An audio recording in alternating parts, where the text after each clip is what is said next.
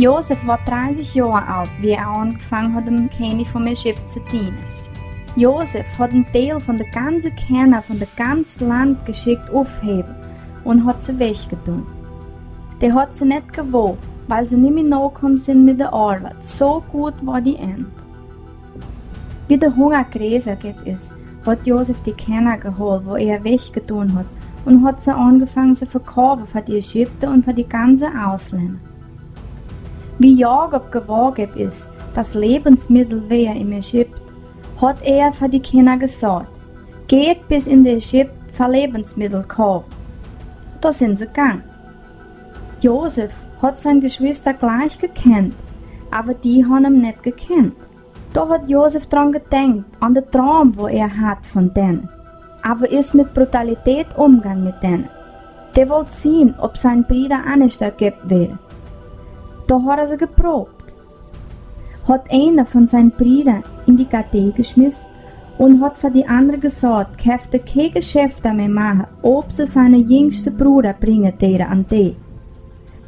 Jakob ist traurig gewesen, wie er das gehört hat, aber hat nicht den Benjamin, Bruder von Josef, zurück in die Ägypten nehmen gelassen, von Bang, dass er ihm auch verlieren wird.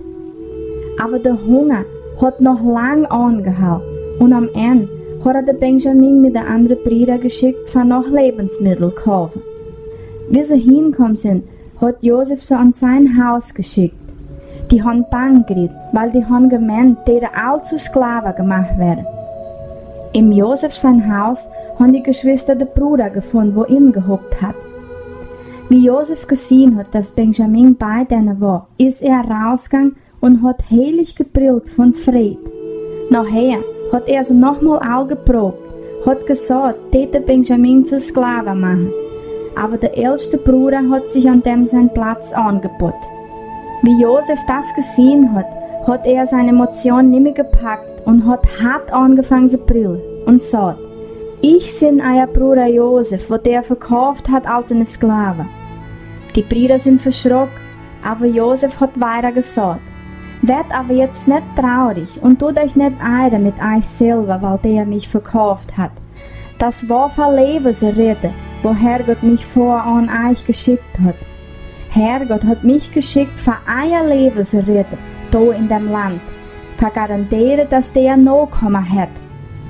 Josef hat sein Papa geschickt in die Ägypten kommen. Wie sie sich getroffen haben, hat Josef ihn umgearmt und hat lang gebrüllt bei dem. Da hat Jakob gesagt: Ich kann jetzt schon sterben, jetzt wo ich schon gesehen habe, dass du lebst.